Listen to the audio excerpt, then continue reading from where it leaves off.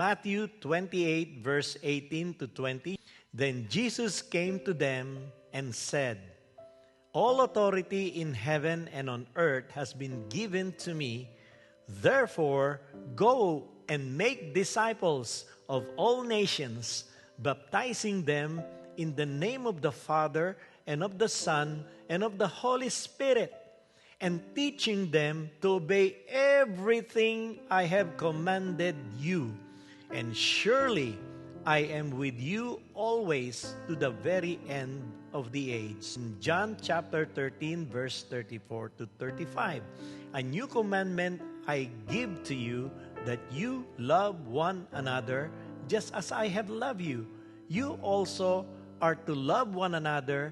By this, all people will know that you are my disciple, if you have loved one another." Ang title ng mensahe natin ngayon ay tayo'y lumakad na kasama si Kristo. We should always remember what His plan and what's His desire, His purpose. Walking with Him, there should always be reasons. Number one is to command to go and share the love of God. We try to engage with people who needs to learn more of Jesus. Not just about Jesus, but they need to learn of Jesus. They need to learn God, who God is in their life. We can be a truly disciple if we truly share the love of God. Love one another as I have loved you. And if we act and if we exercise that kind of love to one another, then people will know that we are His true disciples. Then we are following the Great Commission that was given to us by our Lord Jesus Christ. When we walk with Jesus, we do what He's doing while He is still on earth. Wala siyang ginawa kung hindi sundin ang kalooban ng Ama na nasa langit. Jesus would love to walk with us. And should be our desire when we become a Christian, it should be our desire to walk with Jesus all the days of our life. Every moment we talk to Him, we connect with Him, it's all about Jesus. Kung talagang makapangyarihan ang pagkabuhay ng ating Panginoon, tayo ay lalakad ng kasama niya parati. Kasi alam natin, buhay siya. He is the living Savior. He is the living Lord. And He is the living God. Pag naglalakad tayo kasama ng ating Panginoon, He will protect each and every one of us. He will provide each and every one of us. And best of all, He will love you and me unconditionally. When we walk with Jesus, there is what we call also a unifying factor of the Father and the Son and the Holy Spirit. There is this unity. In this unity of the Father, Son, and the Holy Spirit, we need to learn this as well. You are to be in the unity of love. We need, as a church, as people of God, we need to be unified. In John chapter 13, verse 34, you are to love one another. That's unity. Pag sinabing one another, it's us. And look at the Father, the Son, and the Holy Spirit. They are always in constant unity. They are always in fellowship. They are always together, working together for the benefit of us who are Christian, who are the follower, believers of Christ. Ang mandate sa atin, baptizing them in the name of the Father, Son, and the Holy Spirit. Hindi mo naghihiwalay yan. And we call them the Trinity. Because there's the Father, the Son, and the Holy Spirit. And we are to baptize people for them to be unified.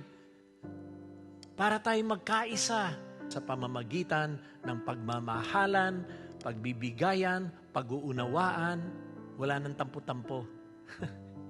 Ang tampo ay nagpapahiwalay po sa mga magkakaibigan. Ang hindi pagkakaunawaan ay yan po ay nagkakaroon ng division. Ayaw na ayaw ng Diyos po yan. I'm not perfect. I'm not saying that I always understand people. Kasi minsan nagre-react ako, marami rin po akong flaws bilang pastor. Kaya ang pastor nyo, huwag niyong katitigan ng gusto. They're not perfect. They're human being. Although we are Christian, we are no longer captive by sin. But again, we are being tempted every day to get upset, to react negatively. But then, thanks be to the power of the Holy Spirit of God that He's able to do something to correct us. And when that happened, we bow down and ask for the forgiveness. When we walk with Jesus, we are supposed to be in the unity of love. When we walk with Jesus, we are to teach and train people to be real disciples. In verse 20, and teaching them to obey everything I have commanded you. Again, this is easier said than done. Kasi marami sa atin, hindi naman talaga rin nakakapag-obey. Akala natin, alam na natin ang lahat. But then, no. At the end of the day, lagapak tayo. Tayo rin ang nahirapan. Maya-maya, lalapit na tayo sa nanay at sa tatay natin. Humihingi tayo ng tulong kasi mali yung naging desisyon natin sa buhay. We need to be trained. And who's gonna train us? Who's gonna teach us? Of course, someone who knows God. Alam niyo yung pag-obey, hindi po yan kalahati ang obedience. God wants a full 100% obedience. Hindi po parang cake na hinati mo lang. No, God wants the wholehearted obedience. Why? Because obedience is the key. Susi po yan sa puso ng Panginoon. If we love one another, by this, all people will know that you are my disciple if you have love for one another. Sabi rin ng Bible, ito yung nakakalungkot, because of the increase of wickedness, the love of most will grow cold. Paano nangyayari yon? Ibig sabihin nun, hindi nag-obey. Although kahit na nung hirap ng pagtuturo mo, pagpipreach mo, kung ang sinasabi mo naman sa mga tao ay papasok sa kanang tenga at lalabas sa kaliwang tenga, ay wala rin. Parang ang sinabi ng iba, you're listening but you're not hearing. Listen carefully to what God is saying to us. If God said, don't do it, then don't do it. When God said, do it, then do it. I learned this the hard way, katulad na madalas ko sineshare sa inyo. Minsan naging matigas ang ulo ko, palatampo po ako. At madalas na kapag ang buhay ko ay tawag nito, hindi nasusunod yung aking gusto, talagang minsan nagre-rebelde ako sa magulang ko, sa mga nakakatanda sa akin. Pero hindi pala maganda yon. Bandang huli ako nasasaktan. And I've been sharing this to a lot of young people of today, tulad ng mga anak ko, na there are things that kala natin tama, yung pala mali. Kaya huwag natin kakalimutan that we have the mandate to teach and train. But kung kinakailangan mo matrain pa o matuto pa, then magkinig ka sa mga nakakaalam at mga nakakatanda sa inyo. We can never share the love of God if our life is filled with hatred, bitterness, unforgiveness. Of course not. We can only share the love of God if our life is in obedience to the will of God, and if we have the unity of love among us within the family. Kapag kayo nag-decide na lumakad na kasama si Jesus, asahan niyo po yung demonyo kasunod. O kaya sasalubungin kayo. He will always bother you when you decide to walk with Jesus.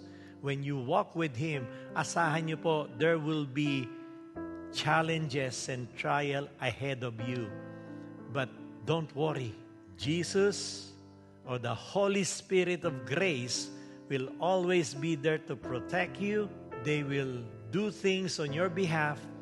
Kukumpletuhin po niya ang mission na itinalaga niya sa inyo. And surely, I am with you always.